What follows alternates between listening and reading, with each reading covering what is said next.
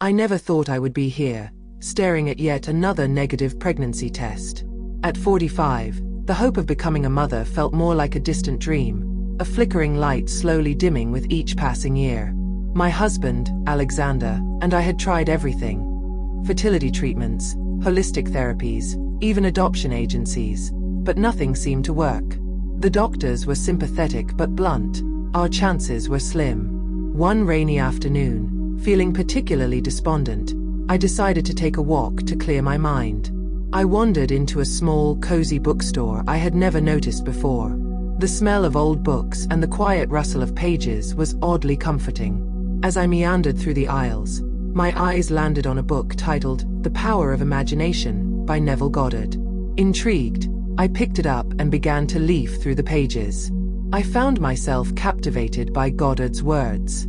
His central idea, that our imagination shapes our reality, resonated deeply. Could it really be that simple? Could the key to my deepest desire be within my own mind? The more I read, the more a sense of hope began to stir within me. I purchased the book and hurried home, eager to share my discovery with Alexander. That evening, Alexander listened patiently as I explained Goddard's teachings.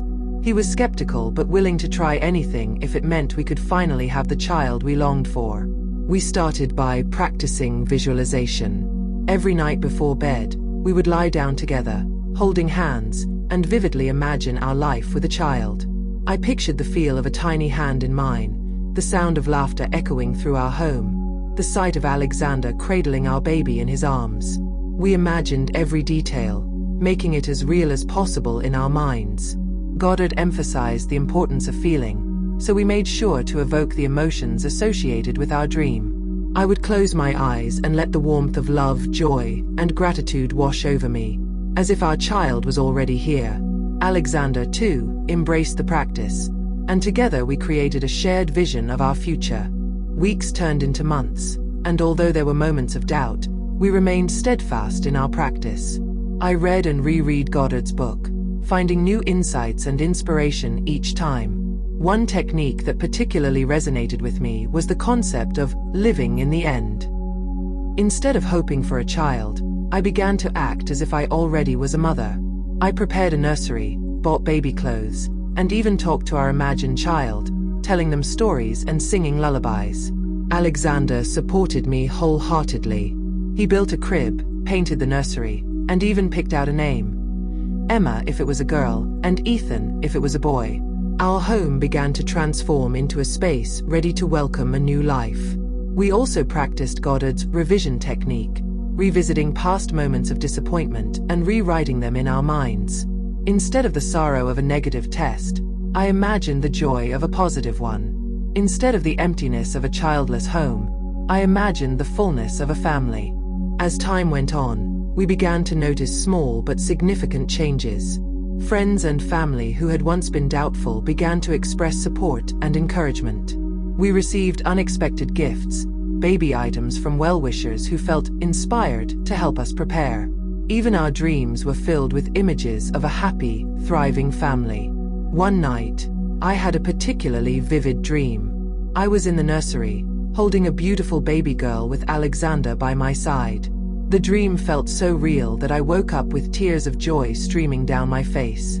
I shared the dream with Alexander, and we took it as a sign that our manifestation was taking shape. One morning, after months of unwavering belief and dedication, I felt a strange sensation. I decided to take a pregnancy test, trying to temper my expectations. When the test showed a positive result, I was stunned. I called for Alexander, and together we stared at the result, hardly daring to believe it. We went to the doctor to confirm, and when the ultrasound showed a tiny heartbeat, I broke down in tears. Alexander held me, his own eyes filled with emotion. It was real. Our dream was becoming a reality. Throughout my pregnancy, we continued our practice of visualization and gratitude. We thanked the universe for our blessing every day, nurturing the bond with our unborn child. We decorated the nursery with even more love and care, knowing that soon it would be filled with the presence of our little one. When our daughter Emma was born, it was the culmination of all our hopes and dreams. Holding her in my arms for the first time, I felt an overwhelming sense of love and fulfillment. Alexander and I looked at each other, tears of joy in our eyes, knowing that we had manifested this miracle together. Our journey didn't end with Emma's birth. We continued to use Goddard's teachings to create a life filled with love, abundance, and joy. We shared our story with others, inspiring them to believe in the power of their own imagination. Emma grew up surrounded by the love and positive energy we had cultivated. As she took her first steps, spoke her first words, and grew into a happy, healthy child, Alexander and I often reflected on our journey. We had faced many challenges, but through it all, we had learned that the true power to shape our destiny lay within us. Looking back, I am grateful for every moment, every challenge, and every lesson. Neville Goddard's teachings had transformed our lives in ways we could never have imagined. We had learned that with unwavering belief, vivid imagination, and heartfelt emotion, we could manifest our deepest desires. I am a living testament to the power of imagination, and our story is one of hope, perseverance, and the incredible magic that lies within us all. Using Neville Goddard's techniques for manifestation. Manifesting your desires using Neville Goddard's techniques involves several key steps: visualization, feeling, assumption, and persistence. Here's a detailed guide on how to apply these principles effectively. Step 1. Define your desire. Clarity is key. Be specific about what you want. Whether it's a child, a new job, or improved health, define your desire clearly. The more specific you are, the easier it will be to visualize and feel the reality of your wish fulfilled. Step 2. Visualization. Create a mental picture. Find a quiet place where you can relax without distractions. Close your eyes and take a few deep breaths to calm your mind. Visualize a scene that implies your desire has already been fulfilled. Make this scene as detailed as possible. If you're manifesting a child, imagine holding your baby, hearing their laughter, and feeling their warmth. Use all senses.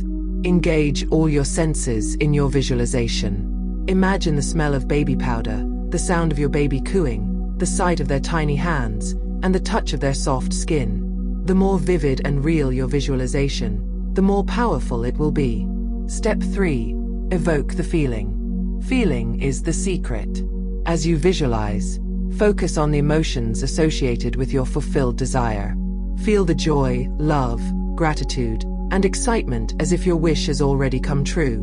Let these feelings permeate your entire being. The stronger and more genuine your emotions, the more effective your manifestation will be.